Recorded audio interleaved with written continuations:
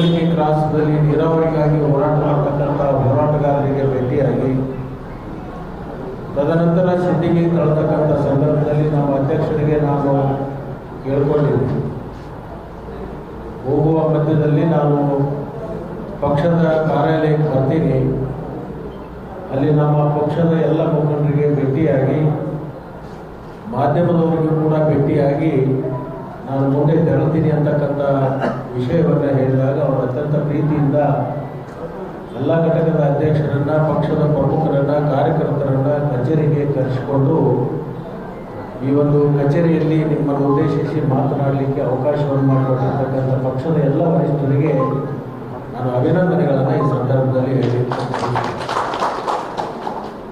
ನಾನು ಮೊದಲನೇ ಬಾರಿಗೆ ಕಾಂಗ್ರೆಸ್ ಪಕ್ಷವನ್ನು ಸೇರಿ ಅಥಣಿ ಕ್ಷೇತ್ರದ ಜನ ನನ್ನನ್ನು ಅಭೂತಪೂರ್ವವಾಗಿ ಗೆಲ್ಲಿಸಿ ಕಾಂಗ್ರೆಸ್ ಪಕ್ಷದಲ್ಲಿ ಶಾಸಕನಾಗಿ ಮಾಡಿದ ಮೇಲೆ ನಮ್ಮ ರಾಷ್ಟ್ರೀಯ ಅಧ್ಯಕ್ಷರಾಗಿರ್ತಕ್ಕಂಥ ಸನ್ಮಾನ್ಯ ಖರ್ಗೆಜಿ ಅವರು, ಸೋನಿಯಾಜಿ ಅವರು, ರಾಹುಲ್ ಗಾಂಧೀಜಿ ಅವರು ಮತ್ತು ಪ್ರಿಯಾಂಕಾ ವಾದ್ರಾಜಿ ಅವರು ಮತ್ತು ನಮ್ಮ ರಾಜ್ಯದ ಉಸ್ತುವಾರಿಗಳಾಗಿರ್ತಕ್ಕಂಥ ಸುರ್ಜೇವಾಲಾ ಅವರು, ವೇಣುಗೋಪಾಲ್ ಅವರು ಮತ್ತು ರಾಜ್ಯದ ಮುಖ್ಯಮಂತ್ರಿ ಮತ್ತು ಹಿಂದಿನ ಮುಖ್ಯಮಂತ್ರಿಗಳು, ಪಕ್ಷದ ಅಧ್ಯಕ್ಷರು ಒಟ್ಟಿಗೆ ಸೇರಿಕೊಂಡು ಸರ್ವಾನುಮತದಿಂದ ಲಕ್ಷ್ಮಣ ಸವದಿಗೆ ಒಂದು ಜವಾಬ್ದಾರಿಯನ್ನು ಕೊಡಬೇಕು, ಅದರಲ್ಲಿ ವಿಶೇಷವಾಗಿ ಸಹಕಾರಿ ಕ್ಷೇತ್ರದಲ್ಲಿ ಅವರು ಕಾರ್ಯವನ್ನು ನಿರ್ವಹಿಸಿರ್ತಕ್ಕಂಥದ್ದನ್ನು ಗಮನದಲ್ಲಿಟ್ಟುಕೊಂಡು ಸಹಕಾರಿ ಸಚಿವನಾಗಿ ಮಾಡಿ ಮೊದಲನೇ ಬಾರಿಗೆ ನಾವು ಬಿಜಾಪುರಕ್ಕೆ ಬಂದಂಥ ಸಂದರ್ಭದಲ್ಲಿ ನಿಮ್ಮನ್ನೆಲ್ಲರ ಭೇಟಿಯಾಗುವಂಥ ಒಂದು ಅವಕಾಶ ಸಿಕ್ಕಿರ್ತಕ್ಕಂಥದ್ದಕ್ಕೆ ನಾನು ತುಂಬ ಹೃದಯದ ಅಭಿನಂದನೆಗಳನ್ನು ಮತ್ತೊಮ್ಮೆ ನಾನು ಬಹುಶಃ ನಿಮಗೆಲ್ಲ ಗೊತ್ತಿರುವ ಹಾಗೆ ರಾಜ್ಯದಲ್ಲಿ ಸುಮಾರು 30 ಲಕ್ಷ ಕುಟುಂಬಗಳಿಗೆ 25,000 ಕೋಟಿ ಬಡ್ಡಿ ರಹಿತ ಹಣವನ್ನು ಇವತ್ತು ಅಲ್ಪಾವಧಿ, ಮಧ್ಯಮಾವಧಿ ಮತ್ತು ದೀರ್ಘಾವಧಿ ಸಾಲವನ್ನು ಕೊಟ್ಟಿರ್ತಕ್ಕಂಥ ರಾಜ್ಯ ಅದು ಯಾವುದಾದ್ರೂ ಇದ್ದರೆ ಅದು ಕರ್ನಾಟಕದಲ್ಲಿ ನಮ್ಮ ಪಕ್ಷದ ಸರ್ಕಾರ ಅಂತ ಹೇಳಿ ಈ ಸಂದರ್ಭದಲ್ಲಿ ನಾನು ಹೇಳಲಿಕ್ಕೆ ಬಯಸ್ತೇನೆ. ಇದರಿಂದ ರೈತಾಪಿ ವರ್ಗಕ್ಕೆ ಬಡ್ಡಿ ರಹಿತ ಸಾಲವನ್ನು ಪಡ್ಕೊಂಡು ಸ್ವಾವಲಂಬಿ ಬದುಕನ್ನು ಕಟ್ಟುವಂಥ ಒಂದು ಅವಕಾಶ ಇವತ್ತು ನಡ್ಕೊಂಡು ಬಂದಿರತಕ್ಕಂಥದ್ದು ಬಹುಶಃ ತಮಗೆಲ್ಲ ಗೊತ್ತಿದೆ. ವಿಶೇಷವಾಗಿ ಮಧ್ಯಮಾವಧಿ ಮತ್ತು ದೀರ್ಘಾವಧಿಗೆ 15 ಲಕ್ಷದವರೆಗೆ ಸಾಲವನ್ನು ಕೊಡುವುದರ ಮುಖಾಂತರ ಅಲ್ಪಾವಧಿ ಸಾಲದಲ್ಲಿ 5 ಲಕ್ಷದವರೆಗೂ ಕೂಡ ಬಡ್ಡಿ ರಹಿತ ಸಾಲವನ್ನು ಕೊಟ್ಟಿರ್ತಕ್ಕಂಥದ್ದು ಬಹುಶಃ ಇಡೀ ರಾಜ್ಯದಲ್ಲಿ ರೈತಾಪಿ ವರ್ಗಕ್ಕೆ ಒಂದು ದೊಡ್ಡ ಶಕ್ತಿ ಸಿಕ್ಕಿದೆ ಅಂತಕ್ಕಂಥ ಮಾತನ್ನು ಈ ಸಂದರ್ಭದಲ್ಲಿ ನಾನು ಹೇಳಲಿಕ್ಕೆ ಬಯಸ್ತೀನಿ. ವಿಶೇಷವಾಗಿ ನಿಮಗೆಲ್ಲ ಗೊತ್ತಿರುವ ಹಾಗೆ ಅಧಿವೇಶನ ಪ್ರಾರಂಭವಾಗಿ ಒಂದು ವಾರ ಆಯಿತು.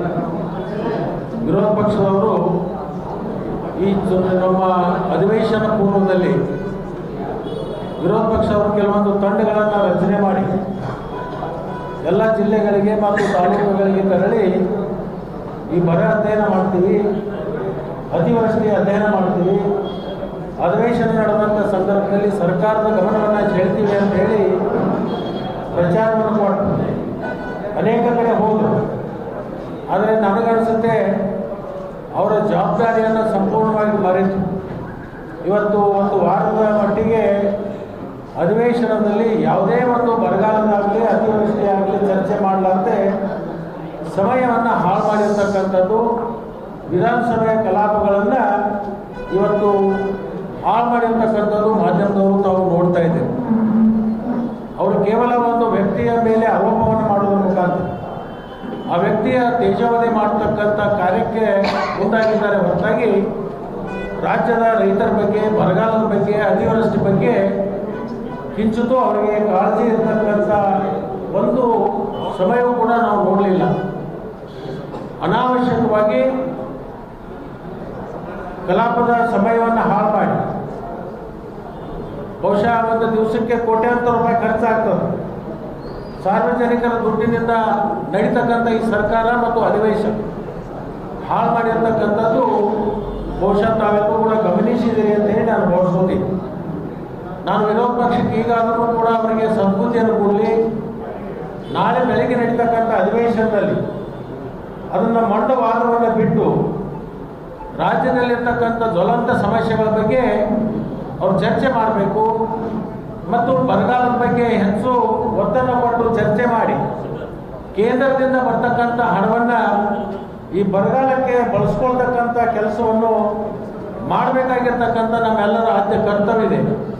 ವಿರೋಧ ಪಕ್ಷದ ನಾಯಕರು ಈ ರಾಜ್ಯದ ಬರಗಾಲದ ಪರಿಸ್ಥಿತಿಯನ್ನು ಕೇಂದ್ರ ಸರ್ಕಾರಕ್ಕೆ ಮನವರಿಕೆ ಮಾಡಿ ವಿಶೇಷ ಈ ಬರಗಾಲ ಪೀಡಿತ ಪ್ರದೇಶಗಳಿಗೆ ಹಣವನ್ನು ಕೇಂದ್ರದಿಂದ ತರಿಸಿ ರಾಜ್ಯ ಸರ್ಕಾರ ಕೊಡೋದ್ರ ಮುಖಾಂತರ ನಮ್ಮ ಜೊತೆಗೆ ಕೈ ಜೋಡಿಸಬೇಕು ಅಂತಕ್ಕಂಥದ್ದನ್ನು ಕೂಡ ಈ ಸಂದರ್ಭದಲ್ಲಿ ನಾನು ಹೇಳಿ ಬಯಸ್ತೇನೆ. ನಾಳೆ ಬೆಳಗ್ಗೆ ಮತ್ತೆ ಅಧಿವೇಶನ ನಡೆದಂಥ ಸಂದರ್ಭದಲ್ಲಿ ವಿರೋಧ ಪಕ್ಷದ ಎರಡೂ ಪಕ್ಷದವರು, ಅದು BJP ಪಕ್ಷ ಇರ್ಬೋದು ಮತ್ತು JDS ಪಕ್ಷದವರು ಇರಬೇಕು, ಅವರು ಒಟ್ಟಿಗೆ ಸೇರಿಕೊಂಡು ಈ ಒಂದು ಜ್ವಲಂತ ಸಮಸ್ಯೆ ಬಗ್ಗೆ ಚರ್ಚೆಯನ್ನು ಮಾಡಿ ಕೇಂದ್ರದ ಮೇಲೆ ಒತ್ತಡವನ್ನು ಹಾಕಿ ಈ ಬರಗಾಲ ಪರಿಹಾರಕ್ಕೆ ಅವರು ಸಹಕಾರವನ್ನು ಕೊಡಬೇಕು ಅಂತ ಹೇಳಿ ನಿಮ್ಮ ಮುಖಾಂತರ ನಾನು ಎರಡೂ ಪಕ್ಷದವರಿಗೆ ಆಗ್ರಹವನ್ನು ಮಾಡ್ತೀನಿ. ವಿಶೇಷವಾಗಿ ಇವತ್ತು ಮಾನ್ಯ ಮುಖ್ಯಮಂತ್ರಿಗಳು ಹೊಸದಾಗಿ ಅನೇಕ ಕಾರ್ಯಕ್ರಮಗಳನ್ನು ಇವತ್ತು ಪ್ರಾರಂಭ ಮಾಡಿದ್ದಾರೆ.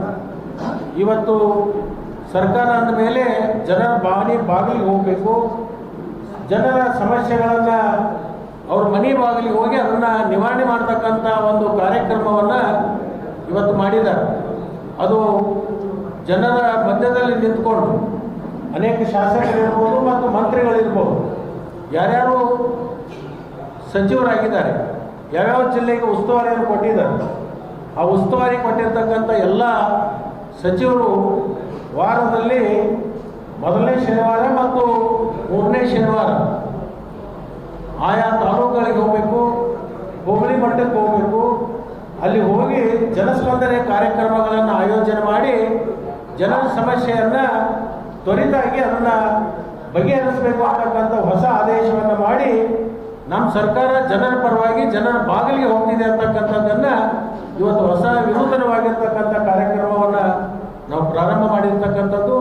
ಮುಂದಿನ ದಿನಮಾನದಲ್ಲಿ ರಾಜ್ಯದ ಜನ ಅದರ ಸದುಪಯೋಗವನ್ನು ಪಡ್ಕೋಬೇಕು ಅಂತಕ್ಕಂಥ ಮಾತನ್ನು ಈ ಸಂದರ್ಭದಲ್ಲಿ ನಾನು ಹೇಳಿ, ವಿಶೇಷವಾಗಿರ್ತಕ್ಕಂಥ ನಾನು ಸಿಂಧಿಗೆಯಲ್ಲಿ ಒಂದು ಕಾರ್ಯಕ್ರಮ ಇರೋದರಿಂದ ಅಲ್ಲಿಂದ ಮತ್ತೆ ನಾನು ಗುಲ್ಬರ್ಗಾಕ್ಕೆ ಹೋಗಬೇಕಾಗಿರ್ತಕ್ಕಂಥ ಒಂದು ಕಾರ್ಯಕ್ರಮ ಇರೋದರಿಂದ ದಾರಿ ಮಧ್ಯದಲ್ಲೇ ನಾನೊಂದು ಪರಿಪಾಠವನ್ನು ಇಟ್ಕೊಂಡಿದ್ದೀನಿ.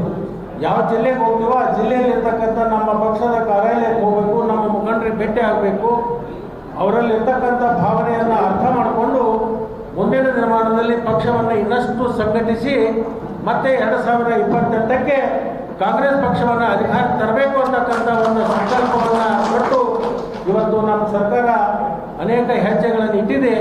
ನಿಮಗೆಲ್ಲರಿಗೂ ಇವತ್ತು ನಾನು ಭರವಸೆ ಕೊಡ್ತೀನಿ, ನಮ್ಮ ಪಕ್ಷದ ಮುಖಂಡರಿಗೆ ನಿಮ್ಮೆಲ್ಲರ ಶ್ರಮದಿಂದ, ನಿಮ್ಮೆಲ್ಲರ ಒಂದು ಆಶೀರ್ವಾದದಿಂದ ಕಾಂಗ್ರೆಸ್ ಪಕ್ಷ ಕರ್ನಾಟಕದಲ್ಲಿ ಏನು ಆಡಳಿತವನ್ನು ಮಾಡ್ತಾ ಇದೆ. ಮುಂದಿನ ದಿನಮಾನದಲ್ಲಿ ನಮ್ಮ ಪಕ್ಷದ ಕಾರ್ಯಕರ್ತರು ಒಂದು ಹಳ್ಳಿಗೆ ಹೋದಾಗ ಜನ ಅವ್ರ ಮುಂದೆ ಬಂದು ಮತ್ತೆ ನೀವೇ ಅಧಿಕಾರಕ್ಕೆ ಬರಬೇಕು ಅಂತಕ್ಕಂಥ ಆಶೀರ್ವಾದ ಮಾಡುವ ನಿಟ್ಟಿನಲ್ಲಿ ನಾವು ಕಾರ್ಯಕ್ರಮಗಳನ್ನು ಮುಂದಿನ ದಿನಮಾನದಲ್ಲಿ ಮಾಡ್ತೀವಿ ಅಂತಕ್ಕಂಥ ಮಾತನ್ನು ಈ ಒಂದು ಸಂದರ್ಭದಲ್ಲಿ ಹೇಳಿ ನಿಮ್ಮೆಲ್ಲರಿಗೂ ವಂದಿಸಿ ಒಂದೆರಡು ಮಾತು ಮುಗಿಸ್ರಿ. ಜೈ ಕರ್ನಾಟಕ, ಜೈ ಕಾಂಗ್ರೆಸ್.